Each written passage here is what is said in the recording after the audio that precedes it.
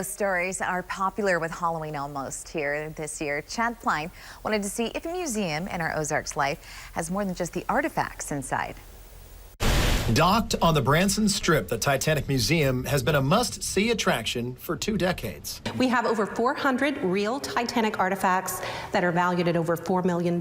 Jamie has worked here for 17 years. You can see, like, third class, she survives. Her favorite area, the Grand Staircase. This was built using the actual paper blueprints of the real Titanic. One of my favorite things to do is be here stationed at the Grand Staircase because I get to see their reaction when they see it for the first time. But this is also a place where Jamie has seen things she can't explain. When I turn around to see what time it is right here, I would turn around and right there at the newel post, as quick as I could see it, he was gone, always right there. And it's in the shape of a man in a black suit with a top hat. She's just one of many employees who have seen shadows darting around the museum. I've seen them.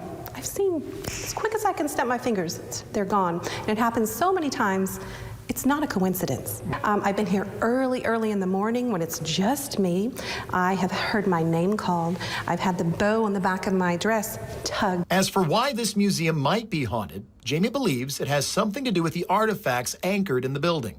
1,522 people died on the morning of April 15th, 1912. So many of these items were found floating in the Atlantic.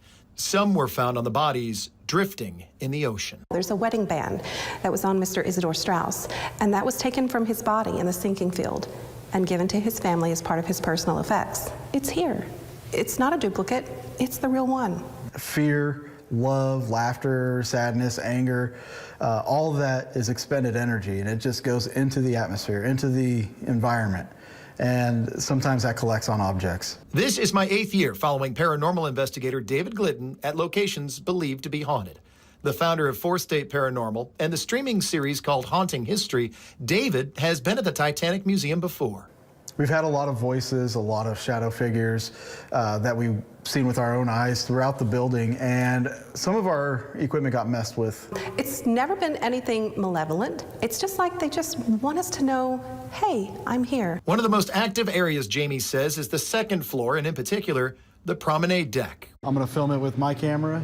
That's where David sets up some of his equipment first. Part of the maintenance crew who are cleaning at night, who refuse to go in that room. They feel it in there. People that are screaming, crying in terror, they know they're going to die, or people that are just worried about their loved ones. What that left behind has obviously made an imprint throughout time. Join us next week as we turn the lights off and spend a night in the museum. I'm a little nervous, but also excited at the same time. I haven't had a personal experience yet in the 7 years we've done paranormal investigations with David, so I'm hoping to see something, but I also hope I keep my calm. Don't be afraid. What? With an Ozarks Life in Branson, I'm Chad Pline. The Branson Titanic Museum is open daily from 9 to 7, and you can rent the museum out for weddings, birthday parties, or other special events. They're always switching out artifacts and displays to keep the experience fresh. We have a link to their website under the story, ky3.com.